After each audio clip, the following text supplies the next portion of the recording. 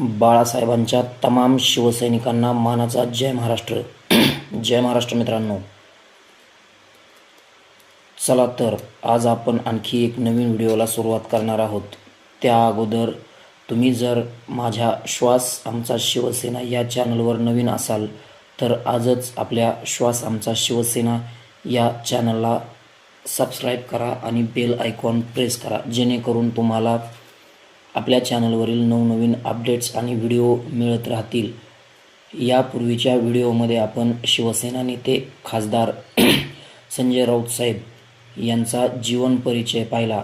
आता आपण या व्हिडिओमध्ये संजय राऊत यांचा नरकातला स्वर्ग या पुस्तकातील रोमांचक किस्से पाहणार आहोत. चला तर मित्रांनो, आपण श्वास आमचा शिवसेना या पुस्तकातील रोमांचक किस्से ऐकण्यास सुरुवात करूया. सर्वप्रथम आपण या पुस्तकातील संजय राऊत यांचे मनोगत आहे ते ऐकणार आहोत. चला तर मग सुरुवात करूया. मी कधीच दैनंदिनी म्हणजे डायरी लिहिली नाही. तसेच दिवसभराच्या कार्यक्रमाचे वेळापत्रकही तयार केले नाही, कारण ही सवय स्वतःला लावून घ्यावी असे कधीच वाटले नाही. त्यामुळे हे पुस्तक म्हणजे माझी जेल डायरी नाही, असे संजय राऊत साहेब म्हणतात. तुरुंगात मला लिहिता येईल काय याबाबत मी साशंक होतो. त्याची प्रचिती पहिल्याच दिवशी आली. 8 ऑगस्ट रोजी मी ऑर्थर रोड कारागृहात प्रवेश केला. तेव्हा पहिल्याच झडतीत माझ्या खिशाला लावलेला पेन काढून घेतला गेला. टोकदार पेनापासून बंदी स्वतःला आणि इतरांना इजा घडवू शकतो, हे तुरुंगाचे हास्यास्पद लॉजिक होते. माझ्या पिशवीतले लिहिण्याचे नेहमीचे कागदही माझ्याबरोबर आत नेण्यास परवानगी दिली गेली नाही. 2 दिवसांनी मला कुंदन शिंदेने एक पेन आणि वही मिळवून दिली. त्याबद्दल मी त्याचा आभारी राहीन. मी जमिनीवर बसून वाकून लिहिण्याचा प्रयत्न केला, पण अशा प्रकारे लिहिण्याची मला सवय नव्हती. त्यामुळे माझी पाठ, मान आणि कंबर दुखू लागली. त्यानंतर गजापलीकडच्या कठड्याच्या खडबडीत जागेवर मी उभा राहून लिहू लागलो. माझी ती धडपड पाहून कुंदन अस्वस्थ झाला आणि एके दिवशी दुपारी तो जेलच्या स्टोअरला गेला. तेथील सामानाच्या खोक्याचे पुठ्ठे फाडून त्याने 5-6 पुठ्ठे एकत्र करून मांडीवर घेऊन लिहिण्यासाठी एक पॅड तयार केला. हा पॅड तसा चोरीचा मामला होता. त्यामुळे लिहून झाल्यावर हा पॅड मला चादरीत लपवून ठेवावा लागे. पण त्या पॅडवरचं मी हे सर्व लिखाण केलं. तुरुंगात लिखाणाला वेग होता. तो जेलबाहेर आल्यावर मंदावला. सुटकेच्या दिवशी हे सर्व लिखाण बाहेर सोडताना अडथळे आणले गेले, पण मी ते सोबत घेऊन आलो. बाहेर आल्यावर न्यायालयीन लढाई, राजकीय लढाई आणि संघर्षातून वेळ मिळाला नाही. वर्षभर पुढचे लिखाण झाले नाही. माझे जेलच्या अनुभवावरील पुस्तक येत आहे, असे मी भाषणातून आणि चर्चा मुलाखतींमधून सांगत राहिलो, पण पुन्हा लिखाणाची सुरुवात होत नव्हती. माझी पत्नी वर्षा, मुली उर्वशी आणि विदिताने तगादा लावून हे पुस्तक माझ्याकडून पूर्ण करून घेतले. मी रोज भरपूर लिहितो. सामनाचा अग्रलेख, माझे स्तंभ, बातम्या आणि पत्रे असे रोजचे लिखाण असते. पण स्वतंत्र पुस्तक तयार करणे खूप अवघड आहे. त्यासाठी एक बैठक आणि मनाची तयारी लागते. त्यामुळेच पुस्तके लिहिणाऱ्या, ग्रंथनिर्मिती करणाऱ्या लेखक, संशोधकांचे मला कौतुक वाटते, असे संजय राऊत म्हणतात. या पुस्तकात माझ्या भावना आणि अनुभव आहेत. राजकीय सुडापोटी अटक झाल्यावर शासन व्यवस्था आपल्या कुटुंबाचा छळ करते. समाजाशी लढताना अटकेतील व्यक्तीबरोबर त्याचे कुटुंब आणि मित्रपरिवाराची ससेहोलपट होते. अनेक नाती तुटतात तर अनेक नाती नव्याने जुळतात. राजकीय व्यक्तीला अशा परिस्थितीत आपले समाजातील स्थान टिकवून ठेवण्यासाठी वेगळा संघर्ष करावा लागतो. कायदा, वकील, न्यायालयीन लढाई आणि तुरुंगातील व्यवस्थेवर प्रचंड पैसा खर्च होतो.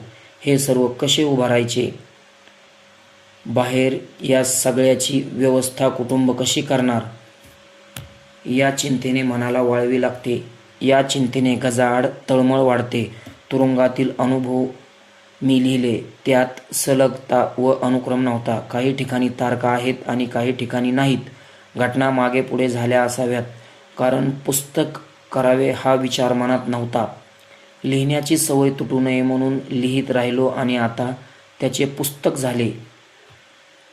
माझे अक्षर नागमोडी वळणाचे आहे. सामनातील मोजक्या सहकाऱ्यांनाच ते समजते. त्यापैकी एक भगवान हरोगडे. भगवानने माझे हस्तलिखित ताब्यात घेऊन ते ऑपरेट करायला सुरुवात केली आणि माझे लिहून होईल तसा तो पुढे जात राहिला. हे पुस्तक व्हावे म्हणून भगवानने घेतलेले श्रम अनमोल आहेत. पुस्तकाचे मुद्रण ही त्याचीच किमया आहे. एरवी माझ्याकडे येणारे जाणारे प्रकाशक मित्र हे पुस्तक प्रसिद्धी करण्याचे धाडस दाखवू शकले नाहीत. हे आश्चर्यकारक आहे. ईडीच्या कार्यपद्धतीवर, सरकारवर टीका करणारे हे पुस्तक आपल्याकडून प्रसिद्ध झाले तर आमच्यावरही धाडी पडतील व भरडून निघू ही त्यांची भीती रास्त होती. त्यांच्या या असाहसी वृत्तीबद्दल मी त्यांना दोष देणार नाही. जेथे अनेक मंत्री, आमदार, खासदार घाबरून पळाले, तेथे या सारस्वतांना का दोष द्यायचा? या स्थितीत माझे निर्भीड मित्र राजू परुळेकर यांनी न्यू इरा पब्लिशिंग हाऊसच्या शरद तांदळे यांची भेट घालून दिली. त्यांनी दाखवलेल्या साहसाने हे पुस्तक प्रसिद्ध होत आहे. मी त्यांचा कृतज्ञ आहे. तांदळेंच्या संपादकीय टीमने पुस्तकावर संस्कार केले आणि माझ्या चुका सुधारल्या हे मी मान्य केले पाहिजे. आमच्यासारख्यांच्या अटकांमुळे लोकशाहीचा बुरखा फाटला. राजकीय सत्तेबद्दल असे म्हणतात की सत्ता ही मदिरेसारखी असते. तिची चटक एकदा लागली की सुटत नाही. एकदा सत्तेची खुर्ची मिळाली की ढुंगण खुर्चीवरून हलत नाही. मग अशा हुकुमशाहीला विरोध करणाऱ्यांना जुलमी कायद्याच्या बेड्यांत अडकवून तुरुंगात ढकलले जाते. त्या बेड्या तोडून मी बाहेर पडलो, असे संजय राऊत म्हणतात. मी जे अनुभवले, पाहिले आणि सहन केले त्याचा हा सार आहे. तुरुंगाच्या लोखंडी गजांनी रंग उडालेल्या भयान उंच भिंतींनी मला लिहिण्याची प्रेरणा दिली. या काळात माझ्या जीवनात आलेल्या प्रत्येकाचा मी आभारी आहे. कुंदनने बनवून दिलेल्या त्या पुठ्ठ्याच्या पॅडचाही माझ्यावर प्रेम करणारे वाचक या पुस्तकाचे स्वागत करतील अशी आशा आहे. संजय राऊत, 29 मार्च 2025. तर मित्रांनो, हे होते संजय राऊत साहेब यांचे मनोगत. आता आपण त्यांच्या जेलमधील प्रवासाला सुरुवात करणार आहोत. चला तर मग मित्रांनो, आपण पुढे सुरुवात करूयात. मोदी युग अवतरले. भारताच्या राष्ट्रीय क्षितिजावर मोदी युग अवतरले. तो दिवस मला आजही आठवतो. प्रचारात आणि प्रसिद्धी मोहिमांत असंख्य स्वप्न दाखवून गांधी परिवार, मनमोहन सिंग आणि काँग्रेस पक्षाची बदनामी करून अखेर नरेंद्र मोदी सत्तेवर आले. 26 मे 2014ची दिल्लीतील ती रम्य संध्याकाळ. मोदी यांनी देशाचे 14वे पंतप्रधान म्हणून राष्ट्रपती भवनाच्या खुल्या प्रांगणात शपथ घेतली. अनेक जगविख्यात मान्यवरांप्रमाणे उद्धव ठाकरेही त्या सोहळ्यासाठी विशेष आमंत्रित होते. मोदींच्या शपथ सोहळ्यासाठी ते सहकुटुंब दिल्लीत पोहोचले होते. मोदी यांना पंतप्रधान पदाचे उमेदवार किंवा चेहरा म्हणून भाजपाने निवडणुकीआधीच घोषित केले होते. भाजप पक्ष कार्यालयात राजनाथ सिंह यांच्या अध्यक्षतेखाली भाजप कार्यकारिणीची बैठक झाली आणि नरेंद्र मोदी हे पंतप्रधान पदाचे उमेदवार असतील यावर शिक्कामोर्तब झाले. या निर्णयाची माहिती पक्षाचे अध्यक्ष म्हणजे भारतीय जनता पार्टीचे अध्यक्ष राजनाथ सिंह यांनी NDAतील मुख्य सहकारी पक्ष म्हणून शिवसेना पक्षप्रमुख माननीय श्री उद्धव बाळासाहेब ठाकरे यांना कळवली. उद्धव बाळासाहेब ठाकरे यांनी या निर्णयाचे स्वागत केले. रात्री 8 वाजता उद्धव ठाकरे यांनी मला फोन केला. मी दिल्लीत आहे हे त्यांनी जाणून घेतले, असे संजय राऊत म्हणतात. राजनाथ सिंह यांचा आत्ताच फोन आला होता. पियुष गोयलही बोलले. मोदी हे राष्ट्रीय लोकशाही आघाडीचे पंतप्रधान पदाचे उमेदवार असतील. त्यांनी आपल्या पक्षाची म्हणजे शिवसेनेची मान्यता घेतली आहे तर संजय फुलांचा एक गुच्छ घेऊन लगेच भाजप कार्यालयात जा. शिवसेनेतर्फे नरेंद्रभाईंचे अधिकृत अभिनंदन करा. आपले त्यांना पूर्ण समर्थन राहील असे सांगा, असे उद्धव ठाकरे साहेब म्हणाले. उद्धव ठाकरे यांचा फोन संपताच पियुष गोयल यांचा फोन आला. आपण येत आहात ना? शिवसेनेच्या अभिनंदनाशिवाय हा सोहळा पूर्ण होणार नाही. बाहेर खूप गर्दी आहे. मी गेट बाहेर येऊन थांबतो. मी तेव्हा फिरोजशाह रोडवर राहत होतो. अशोका रोडवरील भाजपचे कार्यालय 5 मिनिटांच्या अंतरावर होते. मी पोहोचलो तेव्हा अशोका रोडवर मोदींचा जयजयकार सुरू होता. ढोल नगारे वाजवत, गुलाल उधळत कार्यकर्ते नाचत होते. पण राजकारणातील इव्हेंट युगाची ही सुरुवात होती.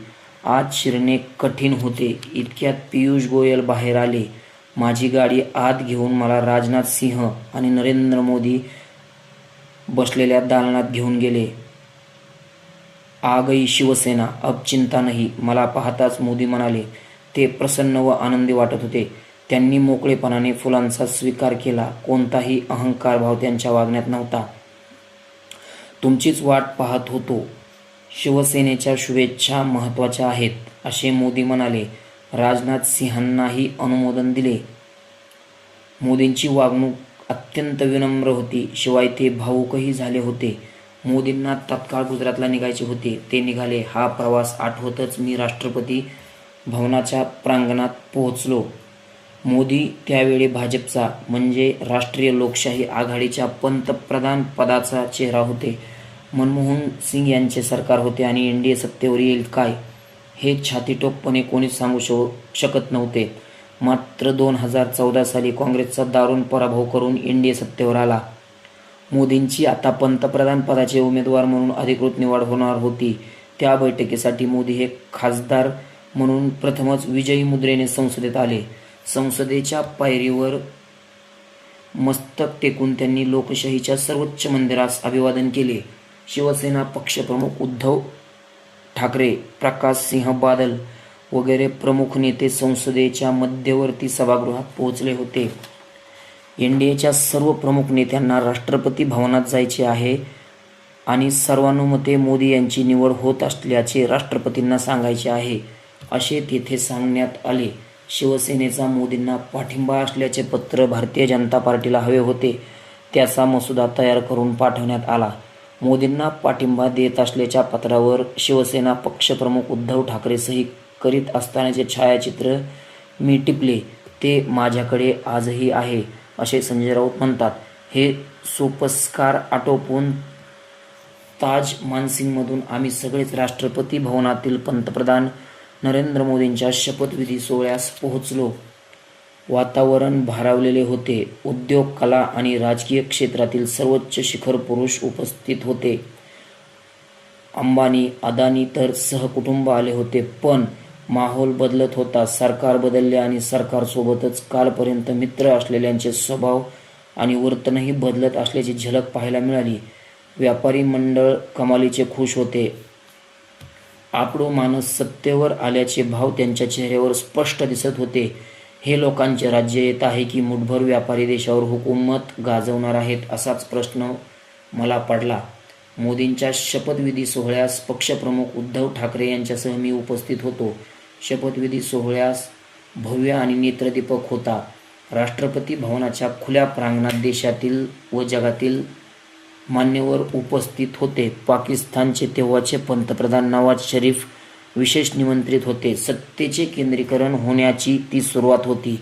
ते एक प्रकारचे भव्य शक्ती प्रदर्शन होते. भविष्यातील नव्या धाटणीच्या राजकारणाची नांदी होती.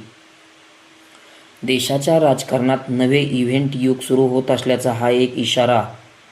त्या संपूर्ण सोहळ्यात अमित शहांचा वावर प्रामुख्याने कोठेच दिसत नव्हता. ते तेथे आहेत का हे कोणाच्या खिसगंतीतही नव्हते.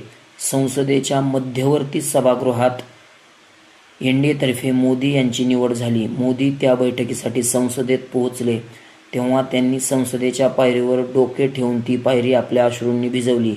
ते छायाचित्र माझ्या आजही स्मरणात आहे. तेच संसदीय लोकशाहीचे पवित्र मंदिर पुढच्या काळात स्वतःच लोकशाहीच्या विकलांग अवस्थेने अश्रू ढाळील असे कुणाला वाटले होते काय? पंतप्रधानांच्या शपथविधीनंतर मी पक्षप्रमुख उद्धव ठाकरे, युवासेना प्रमुख शिवसेना नेते आदित्यसाहेब ठाकरे आणि सौभाग्यवती रश्मी वहिनी बाहेर पडलो. गाडीची वाट पाहत होतो. तेवढ्यात इलेक्ट्रॉनिक मीडिया आमच्याकडे धावतच आला. पक्षप्रमुख उद्धव ठाकरे यांनी माझ्याकडेच बोट दाखवले. सर्व बूम माझ्यावर धरले गेले. वृत्तवाहिन्यांच्या मित्रांनी मला घेरून विचारले, देशात परिवर्तन झाले, तुम्हाला काय वाटते? काय वाटणार? देशात सगळ्यांना मोकळा श्वास घेता यावा, स्वातंत्र्य व लोकशाहीचे जतन व्हावे इतकीच अपेक्षा आहे. तुम्ही असे का म्हणता? पत्रकार: पंतप्रधान मोदींचे स्वागतच आहे, पण भारत म्हणजे फक्त गुजरात नाही. मोदी यांनी जनतेला स्वप्ने दाखवली, त्यातून हे परिवर्तन झाले. हा लोकशाही व लोकशक्तीचा अद्भुत विजय आहे.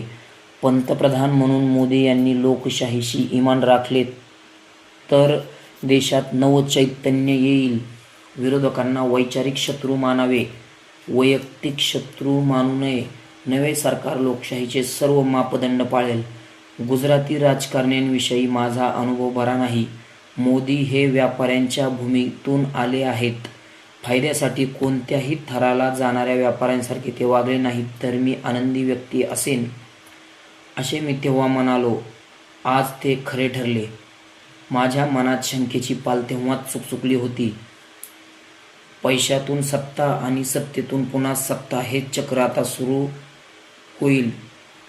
गुजरातच्या व्यापाऱ्यांनी पैशांच्या बळावर मुंबई काबीज केली, याचा अनुभव आम्ही सगळ्यांनीच घेतला होता.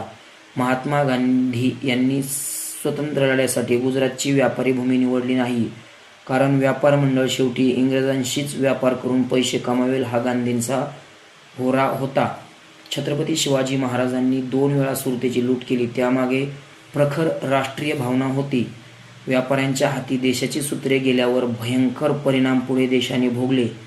राजकीय विरोधकांचे स्वातंत्र्याचे पुरते दमन होत गेले आणि परखड बोलणाऱ्यांची जागा शेवटी तुरुंगात राखीव झाली.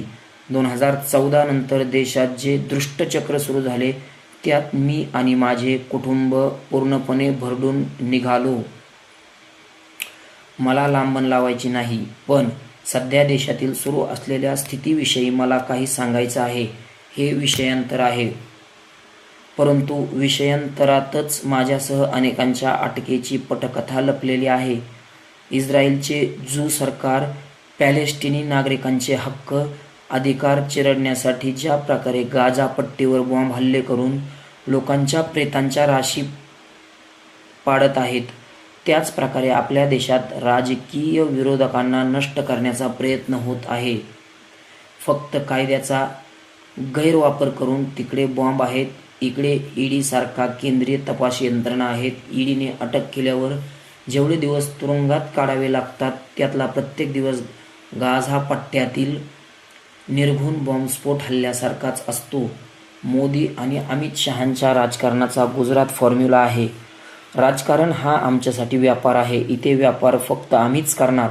दुसऱ्या व्यापाऱ्यांना म्हणजे दुसऱ्या पक्षांना आम्ही नष्ट करू. मुंबईतील अंडरवर्ल्डमधील माफिया आणि टोळ्या आपल्या वर्चस्वासाठी कधी काळी अशाच पद्धतीने वागत होत्या. विरोधकांना गोळ्यांनी उडवणे हेच त्यांचे तंत्र होते. आज तर राजकीय विरोधकांना ईडी, सीबीआय या हत्यारांनी उडवले जाते. भाजपात नरेंद्र मोदी आणि अमित शहांचा उदय हे लोकशाहीचे संसद, न्यायव्यवस्था आणि व्यक्ती स्वातंत्र्य यासाठी एक दुःस्वप्न ठरले. इथे एक गोष्ट सांगायला हवी.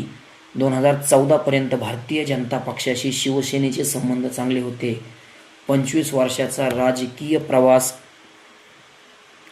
राजकीय युतीचा संसार उत्तम होता. 2014 नंतर भाजपास संपूर्ण देश स्वबळावर जिंकण्याचे स्वप्न पडले. महाराष्ट्राचे जन्मजात वैभव, मुंबईसारख्या शहरातील सुबत्ता असल्याचं नियंत्रणात राहावी, त्यात कोणीही वाटेकरी नसावा, त्यासाठी शिवसेना हा अडसर आधी दूर केला पाहिजे. हा विचार अंमलात आणून 2014 पासून सुरू झाले ऑपरेशन शिवसेना, ज्याला इंग्लिशमध्ये ऑपरेशन टायगर असंही म्हणता येईल. 2014च्या विधानसभा निवडणुकीत भाजपने शिवसेनेबरोबरची युती तोडली. दोघांनी स्वतंत्रपणे निवडणूक लढवली. पंतप्रधान नरेंद्र मोदींसह संपूर्ण केंद्रीय मंत्रिमंडळ महाराष्ट्रात प्रचारासाठी उतरले. शिवसेना आता संपली. पक्षप्रमुख उद्धव ठाकरे यांच्या नेतृत्वाखाली शिवसेनेस 10 जागाही मिळणार नाहीत, अशी चर्चा तेव्हा देखील दिल्लीच्या भाजपच्या वर्तुळात सुरू होती. त्यामुळे अनेकांचे चेहरे आनंदाने फुलत असत. शिवसेनेबाबतचा हा टोकाचा विखारी विचार केंद्रात मोदी शहांचा उदय झाल्यापासूनच सुरू झाला होता. 2014 सालच्या विधानसभा निवडणुकीत भारतीय जनता पार्टीने शिवसेनेबरोबरचे 25 वर्षांचे नाते निर्घृणपणे तोडले. पुढच्या काळात भाजपची पावले कोणत्या दिशेने पडणार आहेत याची ती झलक होती. यापुढे भारतीय जनता पार्टीत फक्त मोदी शहांचेच आदेश चालतील, मित्र, नाती आणि भावना यांना स्थान राहणार नाही, हे त्यांनी या निमित्ताने दाखवून दिले. शिवसेनेवर हा आघात होता.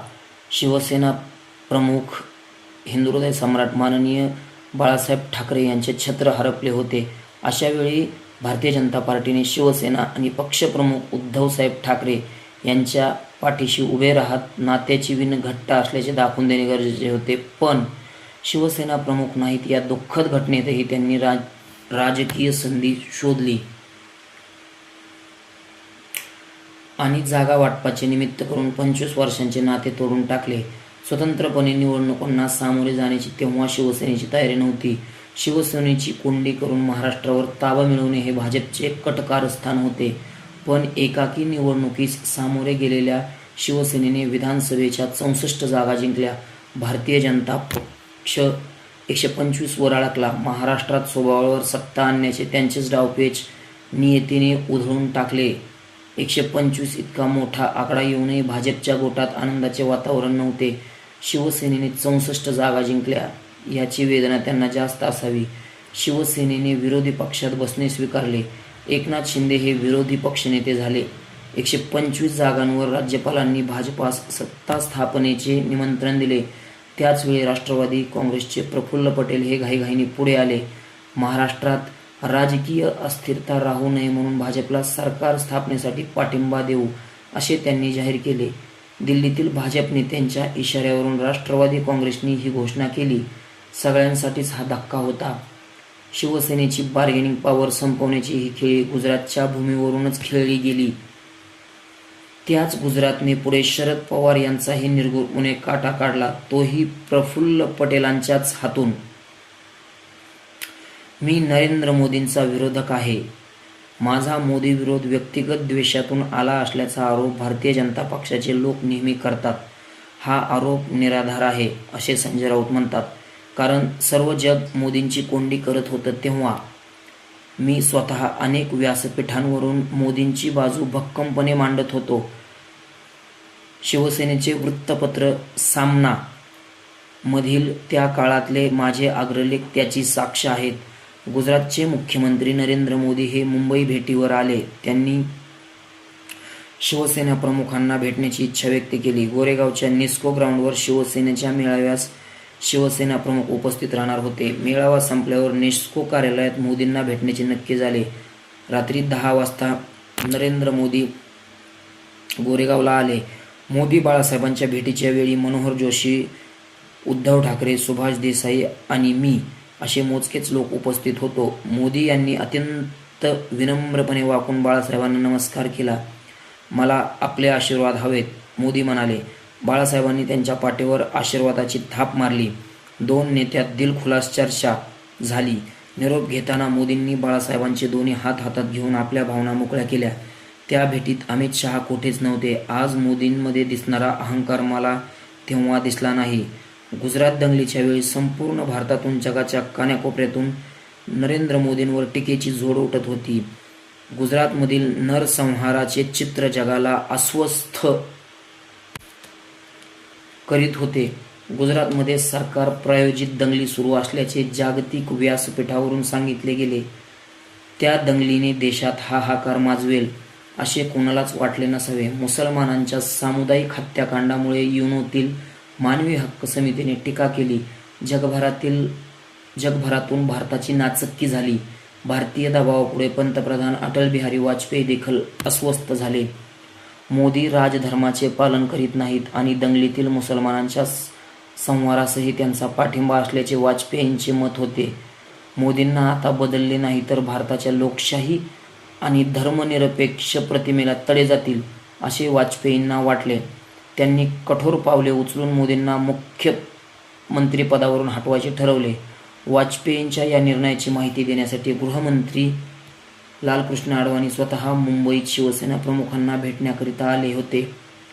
महापौर बंगल्याच्या हिरवळीवर ठाकरे अडवाणी यांच्यात चर्चा झाली होती. सध्याच्या परिस्थितीत मोदींना बदलणे योग्य नाही.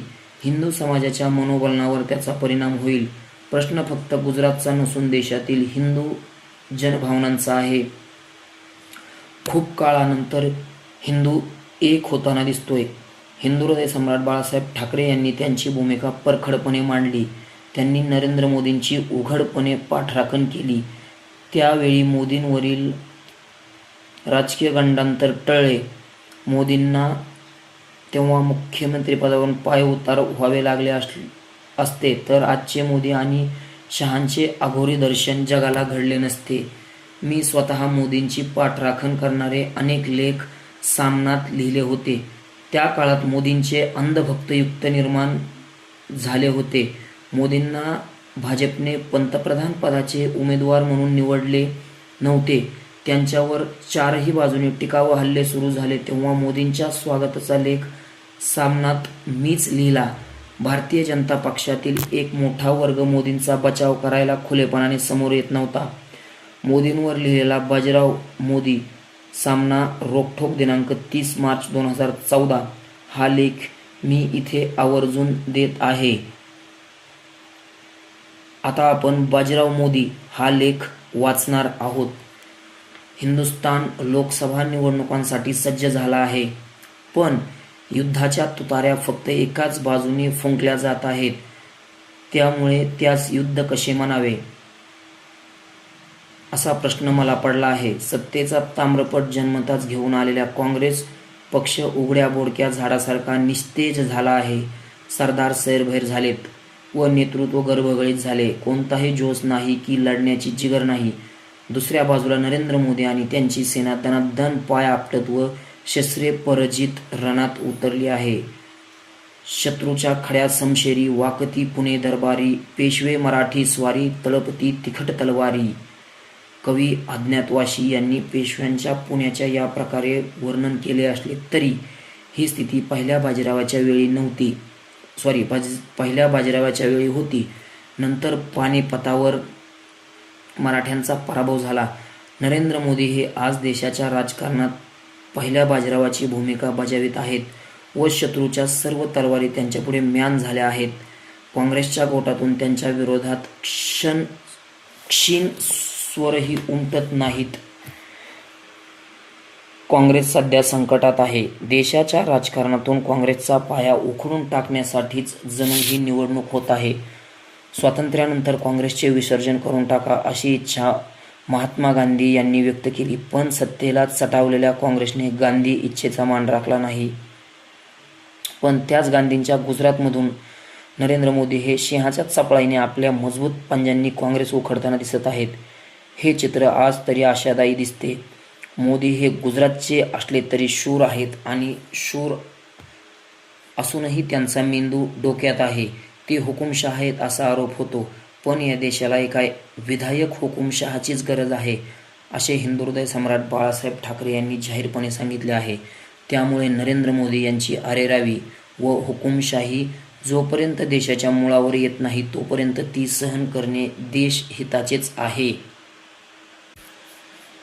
मोदी यांच्या इतके जबरदस्त आणि तुफानी प्रचारतंत्र आत्तापर्यंत देशाच्या इतिहासात कुणी राबवले नसेल. या प्रचारतंत्राने देश मोदीमय झाला हे तर नक्कीच. काश्मीर ते कन्याकुमारीपर्यंत मोदी यांचे एक तुफान निर्माण झाले आहे. त्या तुफानावर स्वार होऊन अनेक राजकीय पक्ष दिल्लीच्या दिशेने निघाले आहेत. हिंदुहृदय सम्राट बाळासाहेब ठाकरे यांच्यानंतर देशाचे शौर्य आणि पौरुष जागे करण्याचे काम नरेंद्र मोदी करीत आहेत. नुकत्याच एका भाषणात ते म्हणाले, देशाला 3 AK-पासून धोका आहे. AK अँटोनी, AK-47, AK-49 कंसात अरविंद केजरीवाल. मोदी खरेच म्हणाले, AK अँटोनी यांच्यासारखा दुबळा संरक्षण मंत्री देशाला लाभल्याने दुश्मनांचे फावले आहे. AK-47 सारखी शस्त्रे हातात घेऊन पाकडे अतिरेकी देशात धुमाकूळ घालत आहेत आणि AK-49 म्हणजे अरविंद केजरीवाल यांनी देशात अस्थिरतेचे सुरुंग पेरण्याचे राजकारण सुरू केले. जे दुश्मनांना हवे आहे तेच हिंदुस्थानात घडणार आहे. तर मोदी यांचीच हुकुमशाही देशाला तारून नेईल. मोदी यांच्या पाठीशी देशातील बडे उद्योगपती आहेत असे सांगितले जाते. मग काँग्रेसने व त्यांच्या बगलबच्च्यांनी आतापर्यंत चिंचुकेवाले व चणे कुरमुरेवाल्यांच्या पाठबळावर राज्य केले काय? अंबानी यांचा उदय इंदिरा गांधी यांच्याच काळात झाला. तेच अंबानी आज मोदी यांच्या पाठीशी आहेत. मोदी यांना मुंबईतील बडे उद्योगपती व बिल्डर यांनी मोठे पाठबळ दिले. मुंबईतून चार्टर विमाने घेऊन हे लोक अहमदाबाद येथे मोदींच्या दरबारात हजेरी लावत आहेत. हे चित्र काय सांगते? मोदी हे पुढचे राज्यकर्ते आहेत व त्यांच्या दरबारात यथाशक्ती सेवा रुजू करावी असेच सगळ्यांना वाटते. मोदी म्हणजे छत्रपती शिवाजी महाराज नव्हेत, मोदी म्हणजे सरदार पटेलही नव्हेत. तरीही मोदी यांना शौर्याची, धैर्याची सर्व विशेषणे लावून त्यांचा उदो केला जात आहे.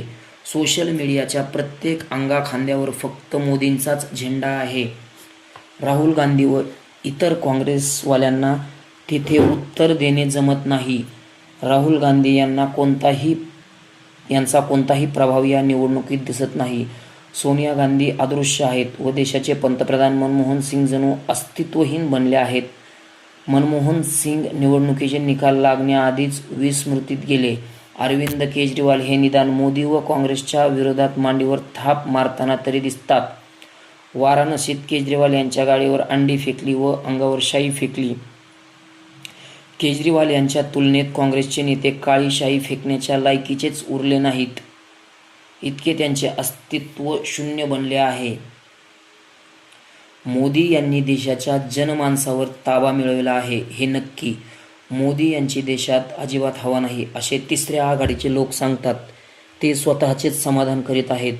कम्युनिस्ट पक्षाचे नेत्या वृंदा करात यांनी नुकतेच सांगितले, मोदींची हवा नाही हे निकालानंतर सिद्ध होईल. करात काही म्हणत असल्या तरी त्यांच्या तिसऱ्या आघाडीसही सर्वत्र मोदींचाच भास होतो. मोदी स्वप्नात येतात व हे सगळे लोक दचकून जागे होतात. मोदी घोड्यांवर बसून वैष्णोदेवीच्या दर्शनास गेले, त्यावर टीका झाली. मोदींना घोडा आनंदाने देवी दर्शनास घेऊन गेला. इतर कोणी घोड्यावर बसले तर भ्रष्टाचाराच्या ओझ्याने घोडा मटकन खालीच बसेल. मोदी यांच्याविषयी मतभेद असू शकतात. त्यांची बेफाम कार्यपद्धती कुणास मान्यही नसेल, पण मोदी यांचा घोडा धावतो आहे व धावत राहील असेच आजचे चित्र आहे. मोदींमुळे मरगळलेल्या विरोधी पक्षांचे पंख फडफडू लागले आहेत. मोदी यांची पावले व भाषा आक्रमक आहे. बाजीराव सुद्धा अत्यंत ओजस्वी भाषण करीत आहे. पहिल्या बाजीरावाने एकदा साताराच्या दरबारात खणखणीत शब्दात सांगितले होते, हिंदवी स्वराज्य उर्फ हिंदू पातशाहीची राष्ट्राला निकड आहे. दिल्लीची सत्ता पूर्ण विस्कळीत असल्याने हा काळ आता अत्यंत योग्य आहे.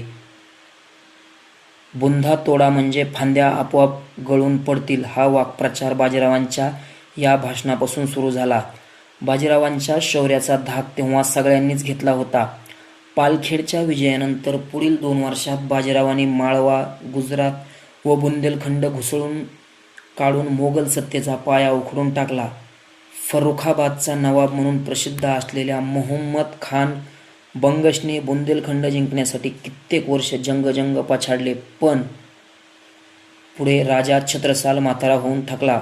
चोहोबाजूने त्याला वेढा पडला. आता धडगत नाही असे म्हणून त्याला बाजीरावाची आठवण आली. त्याने बाजीरावाला कळवळून लिहिलेले पत्र, जो गतग्राह्य गजेंद्र की सो गत भई है आज, बाजी जात बुंदेलकी राखो बाजी लाज, हा हा हा लक्ष्मी है ती कहे गजराज, पहले गोली लगती है पीछे होत आवाज, प्रथम बंदुकीची गोळी काळजात घुसते व मग तिचा कडाड असा आवाज होतो. तसा तुझ्या येण्याचा बभ्रा होण्याआधीच तू शत्रूवर चालून ये. बाजीरावाने अगदी तशीच केले. आधी त्याने मुहम्मद खान बंगशवर अचानक हल्ला केला व मग त्याचा गाजावाजा केला. नरेंद्र मोदीही पहिल्या बाजीरावाप्रमाणेच करीत आहेत. त्यांनी काँग्रेस व त्यांच्या बालेकिल्ल्यात बगलबच्च्यांच्याच बुंद्यांवर घाव घातला आहे. त्यामुळे फांद्या गळून व झडून पडल्या आहेत. मोदी बंदुकीच्या गोळीप्रमाणे कडाडत आहेत व काँग्रेसवाले गोळीचा आवाज येण्याआधीच गतप्राण झाले आहेत. मोदींचा बाजीराव झाला आहे. बाजीराव मोदी आणि आमच्यात कधीही कटुता नव्हती. मोदी हेच देशाचे तारणहार आहेत, अशीच भूमिका शिवसेनेने घेतली होती. शिवसेना पक्षप्रमुख उद्धव ठाकरे हे तर मोदींचे गुणगान करून थकत नव्हते. त्यांच्यासाठी ते कुटुंबातील एक सदस्य नरेंद्रभाई होते आणि नरेंद्रभाईही त्याच नात्याने शिवसेनेला परिवाराशी वागत असत. अमित शहा यांची दिल्लीच्या राजकारणात तोपर्यंत एंट्रीही झालेली नव्हती, हे इथे खास नमूद करावे लागेल. माझे अनेक मित्र म्हणायचे, तुझे जीवन एखाद्या वेगवान चित्रपटाच्या पटकथेप्रमाणे आहे. मी त्यांना सांगत असे, अरे बाबांनो, नुसत्या कथेचे काय घेऊन बसलात? कथा बरी असेलही कथेला पटकथेचा भक्कम आधार लागतो, तरच चित्रपट चालतात, नाहीतर ते कोसळतात. मी आर्थर रोड तुरुंगात ढकलला गेलो आणि पडद्यामागच्या पटकथेला रंग चढला. आत्तापर्यंत पत्रकार म्हणून मी केलेल्या लिखाणाबद्दल मला अनेकदा अटक झाली, पण त्या सर्व अटका कागदावरच. प्रत्यक्षात मला तुरुंगात जावे लागले नाही. सामनाचा संपादक आणि शिवसेना नेता म्हणून अशा अनेक कायदेशीर कारवायांना मी सामोरा गेलो होतो. विशेषतः 1992-93 हा काळ मुंबईतील दंगलीचा होता. सामनातील अग्रलेख या काळात देशभरात चर्चेचा विषय ठरले. त्यातील काही अग्रलेखांवर सरकारने तसेच काही लोकांनी वैयक्तिक पातळीवर ठिकठिकाणी गुन्हे दाखल केले होते. हे सर्व राजकीय दबावाचेच खेळ होते. छगन भुजबळ गृहमंत्री असताना त्यांनी बाळासाहेब ठाकरे यांना अटक करून एक महानाट्य घडवले. त्या प्रकरणात मी आरोपी क्रमांक 2 होतो आणि बाळासाहेबांबरोबर मलाही अटक करण्यात आली होती. अशा प्रकारच्या कित्येक अटकांना मी सहज सामोरा गेलो आहे. परंतु 1 ऑगस्ट 2022 रोजी मला देशाच्या अंमलबजावणी संचालनालयाने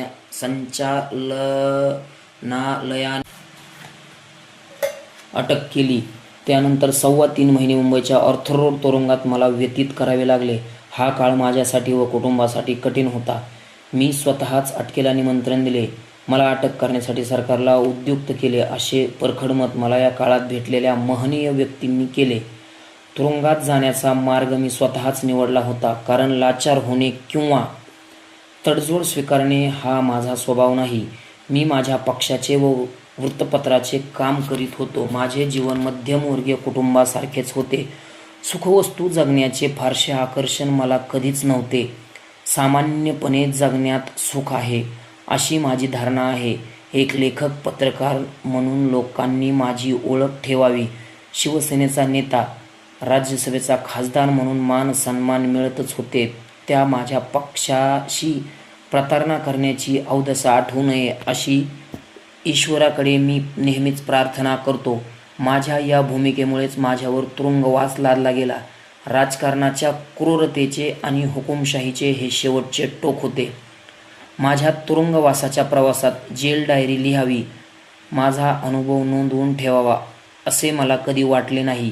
ईडीच्या कोठडीत 8 दिवस आणि पुढे 101 दिवस न्यायालयीन कोठडी म्हणजे ऑर्थर रोड तुरुंगात मी होतो. ईडीच्या कोठडीत लिखाण शक्य नव्हते. ती एक टॉर्चर रूम असते. 24 तास तुमच्यावर कॅमेऱ्यांच्या व माणसांच्या नजरा असतात. ही सर्व माणसे भेकड आहेत. PMLA कायद्याने या माणसांना दिलेल्या अमर्याद अधिकारामुळे त्यांच्या अंगात हिटलर, मुसोलिनी तसेच अनेकदा इदी अमीन संचारल्याचे भासत होते. पुन्हा त्यांना केंद्राचा राजकीय वरदहस्त लाभल्याने आम्ही कुणालाही कसेही अपमानित करू शकतो, उचलून आणू शकतो, धमक्या देऊन हवे तसे स्टेटमेंट घेऊन लोकांना अमर्याद काळापर्यंत तुरुंगात डांबून ठेवू शकतो. हा फाजील आत्मविश्वास त्यांच्यात आला. मी या सगळ्याचा अनुभव घेतला. त्यांच्या धमक्यांना आणि दहशतीला घाबरलो नाही. हा श्री हिंदुहृदय सम्राट श्रीमान बाळासाहेब ठाकरे यांची कृपा. या सर्व प्रक्रियेला मी घाबरलो नाही. तसेच या सर्व प्रक्रियेला मी निर्भयपणे सामोरा गेलो. ऑर्थर रोड तुरुंगातील एकांतवास हा मला अनेक विषयांवर विचार करायला प्रवृत्त करीत होता. महाराष्ट्राचे राजकारण, नव्याने सुरू असलेले परिवर्तन, राजकीय हुकुमशाही, तपास यंत्रणांचा गैरवापर याबाबत मी विचार करू लागलो. त्यातून मी काही नोंदी करू लागलो. तुरुंगाच्या एकांतवासात अनेक गोष्टी विस्मृतीत जातात. तुरुंगाची रचना त्यासाठीच आहे. तुम्ही भूतकाळ विसरा, मागचे सर्व काही विसरा. तुरुंग ही काही उत्साहवर्धक जागा नाही. आर्थर रोड ही जेल खास करून खतरनाक अतिरेक्यांसाठीच बनवली गेली आहे. त्यामुळे ती हाय सिक्युरिटी जेल म्हणून ओळखली जाते. अजमल कसाब, जबीउद्दीन अन्सारी आणि अबू जिंदाल असे अनेक अतिरेकी येथेच ठेवण्यात आले होते. दाऊदचा भाऊ इक्बाल कासकर, मुस्तफा डोसा, यासीन भटकळ, शीना बोरा हत्याकांडातील पीटर मुखर्जी, संजय दत्त असे लोक या तंदूर भट्टीचा अनुभव घेऊन आले आहेत. याच जेलमध्ये अंमली पदार्थांचे रॅकेटही चालत असे. ते नंतर मोडून काढले. आर्थर रोड जेलविषयी एकेकाळी फार गमतीशीर विधान केले जात असे. मनी मॅन जेंटलमन, नो मनी मेंटलमन. याचा अर्थ असा की ज्याच्याजवळ जेलमध्ये पैसे खर्च करण्याची ताकद आहे त्याच्यासाठी जेल म्हणजे बंदिस्त कोंडवाडा राहत नाही. श्रीमंतांसाठी ते घरच बनते. रुग्णालयाच्या सबबीखाली बाहेर जायचे, खाऊन पिऊन भेटीगाठी व्यवहार करून संध्याकाळी परत यायचे किंवा आठवडाभर रुग्णालयातच राहायचे. ज्यांच्याकडे पैसे नाहीत त्यांच्यासाठी जेलच्या दगडी लोखंडी भिंती आडचे जग म्हणजे नरकापेक्षा कमी नसते. त्यांच्यासाठी ही जागा म्हणजे शहाण्याने वेडे होण्याची वास्तू. इथे एक तर अंडरवर्ल्ड डॉनचे चालते, नाहीतर पैसे फेकून सुख विकत घेणाऱ्या शेठ लोकांचे चालते. त्याच्यापुढे जेलच्या दगडी भिंती झुकतात. मी हे सर्व सहन करीत राहिलो. त्यातून माझ्या जीवनातील कथानकाची एक पटकथा निर्माण झाली. आर्थर रोडच्या लोखंडी पडद्यामागची पटकथा. Black August. ऑगस्टचा पहिला दिवस. यापूर्वी असे कित्येक ऑगस्ट महिने आले आणि गेले. 15 ऑगस्ट हा देशाचा स्वातंत्र्य दिन. ऑगस्ट महिन्याचे कॅलेंडरमधील तेवढेच महत्त्व. बाकी देशाच्या 100 कोटी जनतेच्या जीवनात गेल्या 10 वर्षांपासून त्या स्वातंत्र्य दिनाचे महत्त्व फारसे राहिलेले नाही. केंद्रात गुजरातच्या नरेंद्र मोदी यांचे सरकार आल्यापासून मोदी यांना राजकीय विरोध करणाऱ्यांचे स्वातंत्र्य पूर्णपणे नष्ट झाले आणि त्यांच्या मागे पोलीस, सीबीआय, ईडीच्या चौकशांचा ससेमिरा लावून त्यांना नामोहरम करण्याचा प्रयत्न सुरू झाला. या सगळ्यांच्या जाचातून मला जावे लागले. ऑगस्ट महिना उजडला तेव्हा ईडी कार्यालयाने त्यांचा राजकीय अजेंडा ठरवूनच घेतला होता. महाराष्ट्रातील मोदी विरोधकांना छळायचे आणि शेवटी अटक करायचे. त्यांनी एक यादी तयार केली होती. त्या यादीतील गृहमंत्री अनिल देशमुख, कामगार खात्याचे मंत्री नवाब मलिक यांना आधीच अटक केली गेली होती. आता टार्गेट संजय राऊत असे दिल्लीतून फरमान सुटलेच होते. तथाकथित पत्राचाळ प्रकरणात मला अटक करून आवाज बंद करण्याची तयारी सुरू झाली. पत्राचाळ प्रकरणात वर्षा राऊत आणि मी स्वतः 2 वेळा ईडी कार्यालयात जाऊन सर्व निरर्थक प्रश्नांची उत्तरे दिली होती. सकाळी 9 ते रात्री 12 वाजेपर्यंत चौकशी अधिकाऱ्यांच्या खोराड्यात अडकून पडलो होतो. पण ईडीने उत्तरे आधीच तयार करून ठेवलेली असताना आणि त्यावर आपण फक्त मंजुरीच्या सह्या करणं अपेक्षित असतं. हे लोक कितीही गोड बोलत असले, जी सर, यस सर असे विनम्रतेचे भाव दाखवत असले तरी माझ्या अटकेची तयारी सुरू आहे याची खूणगाठ मी मनाशी बांधली होती. पत्राचाळ हे एक बोगस प्रकरण होते. गोरेगावच्या झोपडपट्टी पुनर्वसन प्रकल्पाशी माझा काडी मात्र संबंध नव्हता. लोकांना घरे मिळावीत आणि मुंबईतील प्रत्येक झोपडपट्टी चाळकऱ्यांना ती मिळावीत ही माझी भावना होती.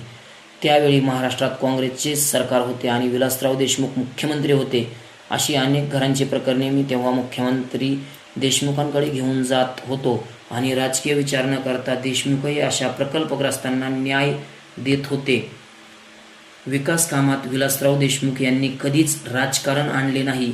लोकप्रतिनिधींना अशा कामात लक्ष घालावेच लागते. मी तेच केले आणि त्यामुळेच स्वतःवरून स्वर्ग गाठत ईडीने एक खटला उभा केला. त्या खटल्याचे दिग्दर्शन मला अडकवण्यासाठीच होते. संजय राऊत यांना पत्रात साळ प्रकरणी अटक होईल अशा बातम्या भाजपने मीडियात पेरायला सुरुवात केली. आपल्या घरावर पाळत सुरू आहे आणि रोज सकाळच्या पत्रकार परिषदेत ईडीचा एक माणूस येऊन बसतोय अशी माहिती सुनील राऊतने 2 दिवसांपूर्वीच दिली होती. या माणसाने 2 दिवसांपासून घराची आणि आसपासच्या परिसराची रेकी सुरू केली आहे. सर्व दरवाजे, मुख्य गेट वगैरेची माहिती त्यांनी गोळा केली आहे अशी माहितीही माझ्यापर्यंत पोहोचली होती. हा माणूस कोण? बहुधा हा टाइम्सचा प्रतिनिधी आहे. ईडीला ज्यांची वाजवायची असते अशा टार्गेटच्या बातम्या याच पत्रकाराच्या माध्यमातून प्रसिद्ध करून वातावरण निर्मिती केली जाते. माझ्याविरुद्ध याच पत्रकाराने टाइम्समध्ये मोहीम राबवली होती. तो माणूस ईडीचा एजंट म्हणून फील्डवर काम करीत होता. 30 जुलैच्या रात्री ईडीच्या कार्यालयात अचानक हालचाली वाढल्या. अनिल देशमुख आणि नवाब मलिक यांची ईडी कस्टडी संपून ते न्यायालयीन कोठडीत गेले होते. त्यामुळे ईडीला रिकामी कोठडी भरण्याची घाई झाली होती. सुनील मला दुसऱ्या मजल्यावर भेटायला आला. तो मला म्हणाला, तपास अधिकारी नाहकने सर्च टीमला सकाळी 5:30 वाजता बोलावल्याची माहिती मिळाली आहे. ईडीने चौकशीसाठी पुन्हा बोलावले आहे. खरं तर याची गरज नाही. जूनमध्ये त्यांनी 16 तास चौकशी केली होती. तेव्हा त्यांच्या सर्व शंकांचे आम्ही निरसन केले होते. मी म्हणालो, त्याचा उपयोग नाही. नॉन कोऑपरेशनच्या नावाखाली ते घरात घुसतील. तसे असेल तर ते रविवार वगैरे बघणार नाहीत. त्यांची तयारी पाहता ते उद्याच येतील. वकिलामार्फत पुढची तारीख मागितली पण त्याचा रिस्पॉन्स नाही. पार्लमेंट सुरू आहे. 6 ऑगस्टला उपराष्ट्रपतींची निवडणूक आहे. मला मतदानासाठी सवलत द्या असे ईडीला कळवले पण त्यांच्याकडून काहीच उत्तर आले नाही. त्यांनी काय करायचे ते ठरवले. तो आज घरात शक्यतो राहू नकोस. काहीतरी गडबड नक्की होणार आहे. काय व्हायचे ते होऊ द्या. मी का पळून जाऊ? काय गुन्हा केलाय मी? जर त्यांनी सकाळी घरात घुसायचं हे ठरवलंच असेल तर आपल्याभोवती आत्ताच घेराबंदी केली असेल. मी कुठेच जाणार नाही. येऊ दे त्यांना. घरात काही असेल. घरात काही आहे काय? जे असेल ते आहेच. चोरी लबाडीचे काहीच नाही. मोदी शहांना माझ्यावर राजकीय सोडाने कारवाई करायचीच असेल तर मी तयार आहे. तुम्हीही तयार राहा. आईला कल्पना दे. ठीक, चालेल. त्यावेळी रात्रीचे 12 वाजले होते. मी वर्षा आणि विदिता झोपायला गेलो. शांत झोपा. उद्याचे उद्या पाहू. आजची रात्र का खराब करायची असे मी म्हणताच विदिता मला येऊन बिलगली. त्यांच्या चेहऱ्यावर चिंता स्पष्ट दिसत होती. सुनीलही निघाला. 31 जुलै 2022 रविवारी सकाळी 6:30 वाजता दारावर थाप पडली. मी उठून पाहिले. डोळे चोळत सुनील समोर उभा. मी काय ते समजून गेलो. ईडीवाले आलेत, सुनील म्हणाला. मी दरवाजा उघडला. दारात ईडीचे संचालक नाहक आणि त्यांची टीम उभी होती. आइये नाहक साहब, वेलकम. अरेस्ट करने आए हो क्या? मी म्हणालो, नहीं सर, हम सिर्फ सर्च वॉरंट है. नाहक म्हणाले, मी तर तुमच्याकडे वेळ मागितला होता. पार्लमेंट सुरू आहे. माझे आज दुपारचे दिल्लीची तिकीट आहे. मग सर्च आणि रेड का? नाहक यांनी मान खाली घातली. काहीच बोलले नाहीत. घराला CISFचा वेढा पडला. सर्व दरवाजे बंद करून सशस्त्र पहारे बसले. सुरू करा सर्च. फक्त हा मजला माझ्या ताब्यात आहे. पहिल्या मजल्यावर आई राहते. तिला त्रास देऊ नका. संपूर्ण मैत्रीचे सर्च वॉरंट आहे. नाहक म्हणाले, ठीक, पण विषय फक्त माझ्यापुरता आहे. घर आईचं आहे. मी म्हणालो, 10-12 एन्फोर्समेंट ऑफिसर आत आले. त्यांनी सर्च सुरू केला. मी आंघोळीची परवानगी मागितली. तोपर्यंत टीव्हीवर रेडच्या बातम्या सुरू झाल्या होत्या. लोक घराखाली जमा होऊ लागले. सगळेच गोड बोलत होते. आम्ही काय करणार? आमच्या हातात काय आहे? हम तो कठपुतली है वगैरे भाषा सुरू झाली. तोपर्यंत घरातील सर्व खोल्यात त्यांचा संचार सुरू झाला. कपाटे, कपडे, भांडी, फाईल्स आणि पुस्तकांची उलथापालथ. त्यातून काही कागद घेऊन ते बाहेर आले. माझ्या खोलीतून एक अधिकारी हातात पैशांचे बंडल घेऊन आला आणि त्याने ते माझ्यासमोर ठेवले. ठीक है, वो थैली पर जो लिखा है उसके साथ पंचनामा रेकॉर्ड बना दो. मी म्हणालो. थैलीवर लिहिले होते, अयोध्या दौऱ्यासाठी श्री एकनाथ शिंदेंकडून. ते पंचनामा करायला टाळाटाळ करू लागले आणि माझा वाद सुरू झाला. ईडी आणि केंद्रीय तपास यंत्रणांचा सर्च किंवा धाडी हा एक स्क्रिप्टेड फार्स असतो. मी आणि माझे कुटुंब साधारण वर्षभरापासून ईडी कार्यालयात जात होतो. त्यांना हवी असलेली सर्व कागदपत्रे देण्यात आली होती. त्यांचे रेकॉर्ड त्यांनी तयार केले होते. बँकांची पासबुकं, ठेवी, गुंतवणूक, घरातील महिलांचे सोने, LIC शिवायच्या 50 लाखांचा व्यवहार प्रवीण राऊत यांच्यासोबत 10-12 वर्षांपूर्वी झाला होता. त्याबाबतची सर्व माहिती सादर केल्यावर भल्या पहाटे घरात घुसून दहशत माजवण्याचे कारण काय? ईडी म्हणजे पोलीस नाहीत आणि त्यांना पोलिसांप्रमाणे वागताही येणार नाही असे सर्वोच्च न्यायालयाने बजावले आहे. तमिळनाडूचे मंत्री व्ही. सेंथिल आणि त्यांच्या पत्नी मेगला यांना मनी लॉन्ड्रिंग प्रकरणात अटक केली गेली. त्यांची बाजू मांडताना वकील कपिल सिब्बल यांनी चेन्नई हायकोर्टात कायद्याचा आधार घेत सांगितले, ईडीचे अधिकारी पोलिसांच्या वर वर्तन करतात. सुप्रीम कोर्टाने स्पष्टपणे सांगितले आहे की मनी लॉन्ड्रिंग प्रकरणी तपास करणारे ईडीचे अधिकारी PMLA कायद्यानुसार पोलीस नाहीत. ED authorities are not police officers. Article 23 protection available only after arrest and not a summons stage असे सुप्रीम कोर्टाचे म्हणणे असतानाही ईडीचे अधिकारी पोलीस किंवा झुंडीप्रमाणेच एखाद्याच्या घरात घुसून दहशत निर्माण करतात. संपूर्ण घराचा ताबा घेऊन हवी तशी उलथापालथ करतात. आता प्रश्न असा आहे की ज्या माणसाची वर्षभरापासून एखाद्या प्रकरणात चौकशी सुरू आहे आणि ईडीवाले आपल्या घरी येतील हे माहीत असतानाही तो माणूस घरात संशयास्पद कागदपत्रे ठेवील का? शक्यच नाही. पण गुंड खंडणीखोर टोळ्यांप्रमाणेच घरात घुसायचे आणि तेच पासबुक, बँकांचे स्टेटमेंट आणि LICचे कागद तपासणीत 16 तास घालवायचे. यजमानांच्या घरातच जेवायचे आणि 2-4 तास तेथेच आराम करून उशिरा बाहेर पडायचे. या मधल्या काळात अशा धाड सत्राच्या आणि धाड सत्रात महत्त्वाची कागदपत्रे सापडल्याच्या बातम्या देणारी यंत्रणा बाहेर काम करीत होती. ईडीचे हे पोलीस नाटक धक्कादायक आहे आणि ईडीला पोलीस बनवण्याचे काम मोदी शहांनी केले. मैत्रीवर 31 जुलैला ईडीचे लोक पोहोचले तेव्हा मी क्षणार्धातच म्हणालो होतो, हे सर्च वगैरे नाटक कशाला करता? आपण दोघे एकमेकांना चांगले ओळखतो. मोदी शहांनी तुम्हाला मला अटक करायला पाठवलंय. मला सरळ अटक करून घेऊन चला. यावर त्यांचे चेहरे पडले. पुजारी नावाचे एक गोडबोले अधिकारी होते. ते सर्वासर्व करू लागले, केंद्रीय तपास यंत्रणांच्या कामाची हीच पद्धत आहे. सर्च वगैरेचे नाटक करू नका. या नाटकाचा शेवट मला माहीत आहे. मी पुजारी आणि त्यांच्या टीमला सांगितलं, तुमच्या डोक्यात आहे तसं काहीच नाही. 4 नंतर आम्हाला दिल्लीहून सूचना येतील, तोपर्यंत रिलॅक्स. पुजारी म्हणाले, हे पहा, तुम्ही रिलॅक्स राहा. माझ्या अटकेचे आदेश येतील, त्यांना माझा आवाज बंद करायचा आहे. पण एक लक्षात ठेवा, सरकारे येतात आणि जातात. मी म्हणालो. 5 वाजता त्यांनी माझी पंचनामा रिपोर्टवर सही घेतली. साहब, आपको हमारे साथ ईडी ऑफिस में चलना होगा. मैं तैयार हूँ, मी म्हणालो. जॅकेट घेतलं. वर्षा, विदिता आणि सुनील सगळ्यांना उद्देशून म्हणालो, ही लढाई आहे, धीर सोडू नका. पहिल्या माळ्यावर आई वाट पाहत होती. तिने मला मिठीत घेतलं. बाहेर जय जयकार आणि जिंदाबादच्या नाऱ्यांचा आवाज घुमला. पोलीस आले. तुम्हाला मागच्या रस्त्याने नेऊ, DCP म्हणाले. का? लोक गाड्या अडवतील. DCP, ते माझे लोक आहेत, मी त्यांना टाळून कसा जाऊ? तुम्ही कोणत्या गाडीतून जाणार? DCP, ईडी कार्यालय, ते त्यांच्याच गाडीतून जातील, मी सोबत असेन, सुनील म्हणाला. मी खाली उतरलो. दोन्ही बाजूला शिवसैनिक जमा झाले होते. ते घोषणा देत होते, मुठी आवळून लढण्याचे आवाहन करीत होते. मी गाडीवर उभा राहून सगळ्यांना अभिवादन केले. गळ्यातला भगवा मफलर हवेत फिरून जय महाराष्ट्र केला. एखाद्या योद्ध्याची मिरवणूक निघावी तसा बाहेर पडलो. 4ही बाजूला गर्दी उसळली होती. राष्ट्रीय मीडिया त्या गर्दीतून माझ्यापर्यंत पोहोचण्याचा प्रयत्न करीत होता. ईडी सोबत आलेल्या केंद्रीय सुरक्षा दलाने बंदुकीच्या जोरावर त्यांना रोखून धरले होते. खाली येताच पत्रकारांकडे पाहून मी नेहमीप्रमाणे हसलो. त्यातले सगळेच माझ्या रोजच्याच परिचयाचे चेहरे होते.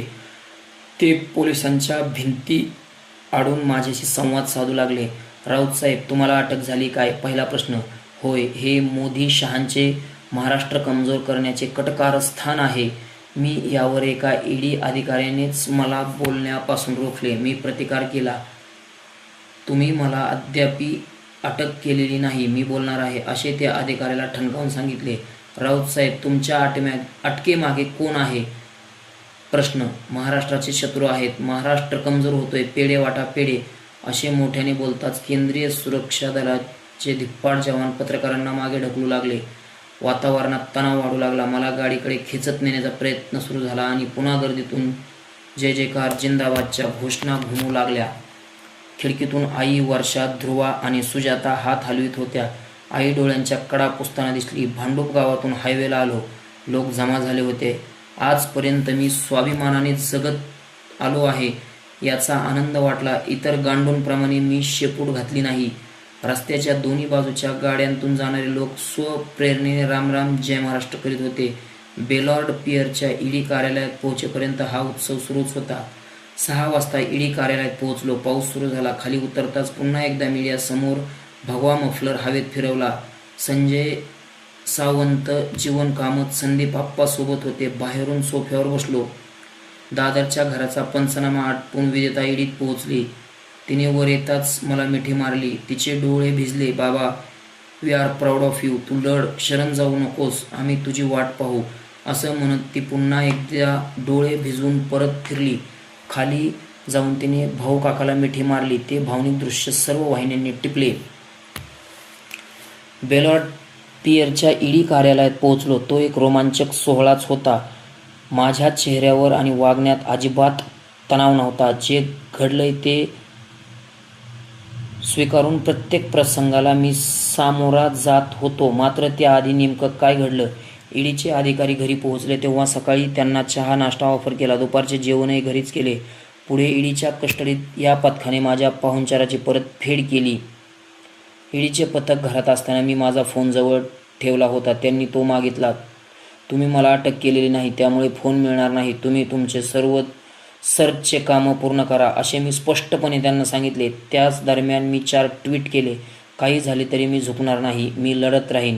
त्या ट्विटमुळे बाहेर एकच खळबळ माजली. धाडीच्या बातम्या सुरू असताना अशा दबावाला मी झुकणार नाही या माझ्या भूमिकेने केंद्रीय तपास यंत्रणांना आव्हान दिल्यासारखंच झालं. दिल्लीतील ईडीच्या बॉसने माझ्या या ट्विटची दखल घेतली. त्यांनी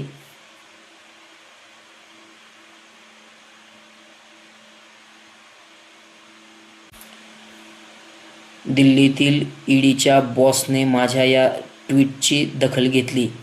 त्यांनी मैत्रीवरील अधिकाऱ्यांना सूचना दिल्या. त्यांनी मला स्पष्ट सांगितले की सर्च सुरू असताना तुम्ही मोबाईल फोन वापरू शकत नाहीत. दिल्लीच्या कार्यालयातून सूचना आल्या आहेत. पुन्हा ट्विट करण्याच्या भानगडीत पडू नका. यावर माझी आणि त्या अधिकाऱ्यांची शाब्दिक झटपट झाली. दिल्लीच्या बॉस मंडळींनी झापल्यामुळे सर्च करणारे पथक आक्रमक झाले होते आणि ते माझ्यावर दबाव आणू लागले. आम्ही तुमच्याशी नीट वागतो याचा तुम्ही गैरफायदा घेत आहात. अजिबात नाही. मी तुमचे वागणे बरोबर नाही. हे पहा, काय चूक आणि काय बरोबर हे मला माहीत आहे. मी कायदे मंडळाचा सदस्य आहे. मला कायदा माहीत आहे. पण तुम्ही आता फोन वापरू शकत नाहीत. ईडी अधिकारी म्हणाले. मला तुम्ही अद्याप अटक केलेली नाही. मी मुक्त आहे. मग माझ्या स्वातंत्र्यावर तुम्ही कशी काय गदा आणू शकता? मी आमची विनंती आहे, सर्वच नियम पाळा. सर्च सुरू असताना बाहेर संवाद साधू नका. अशी शाब्दिक झटापट वाढतच गेली. या दरम्यान बाहेर दोन्ही बाजूला गर्दी वाढली. मी आणि सुनीलने बाजूच्या खोलीच्या खिडकीतून जमावाला हात दाखवला. त्यामुळे लोक अधिकच उत्साही झाले. घोषणांचा जोर वाढला. हे सर्व टीव्हीला लाईव्ह सुरू होते. ते पाहून ईडीचे पथक धावत त्या खोलीत आले. त्यांनी मला आणि सुनीलला थांबवण्याचा प्रयत्न केला. आप ऐसा नहीं कर सकते, ईडीच्या पथकातील एक जण म्हणाला. का? हे माझे लोक आहेत. हिंदुहृदय सम्राट माननीय बाळासाहेब ठाकरे यांचे शिवसैनिक आहेत. मला त्यांना हात जोडावेच लागतील. मी म्हणालो. नहीं, गड़बड़ हो जाएगी. हमें ऊपर जवाब देना पड़ेगा. गड़बड़ होने दो. आपने शुरू की है, आप मुझे रोक नहीं सकते. अब तो मैं आझाद हूँ. ईडीचे अधिकारी म्हणून घेणारे कोण असतात? ती देखील माणसंच आहेत. आपण चुकीचे काम करीत आहोत या भावनेने ती पछाडली आहेत. त्यांनाही भीती असते, विशेषतः राजकीय व्यक्तींवर खोट्या प्रकरणात धाडी घालताना त्यांनाही आपल्या भविष्याची चिंता वाटत असते. मी स्वतः हा अनुभव घेतला आहे. संध्याकाळी ईडी कार्यालयात गाजावाजा करून गेल्यावर माझ्या चेहऱ्यावर कोणताही तणाव नव्हता. डर नहीं लगता? एका अधिकाऱ्याने विचारले. क्या मैं आपसे डरू? इम्पॉसिबल. मी सर, एक बार आप ऊपर बात कर लो. ऊपर? हाँ सर, हमारा भी प्रेशर कम होगा. ऊपर का मतलब आप पॉलिटिक्स में हो, आप समझ सकते हो. ऊपर बात करो. देखो मेरे ऊपर कोई तो है लेकिन बात नहीं कर सकता. मी त्याला हसत सांगितलं. भैया, श्री बाळासाहेब ठाकरे हेच माझ्या ऊपर आहेत. आणि त्यांच्याशी आता बोलणे शक्य नाही। ऊपर की बात ऊपर जाके करेंगे, दूसरी बात मैं आपके सामने झुक गया तो ऊपर जाकर वो मुझे माफ नहीं करेंगे, तो आप अपना काम कीजिए। त्यावर तो अधिकारी गाल चोळीत पसार झाला। बेलॉर्ड पियरच्या ज्या दगडी इमारतीची दहशत संपूर्ण देशात पसरली होती तेथे मी शांतपणे बसलो होतो। भलताच एकांत आणि निवांतपणा मला जाणवत होता। बराच काळ माझ्या आसपासही कोणी यायला तयार नव्हते। एकतर मला अटक करा नाहीतर सोडा ही माझी मागणी होती, पण ईडीचा उपरवाला दिल्लीतून परिस्थितीचा अंदाज घेत होता आणि माझा उपरवाला संदेश देत होता, काही झाले तरी झुकू नकोस। त्याच उपरवाल्याच्या सानिध्यात मी घडलो, त्यामुळे झुकण्याचा आणि मोडण्याचा प्रश्नच येत नव्हता।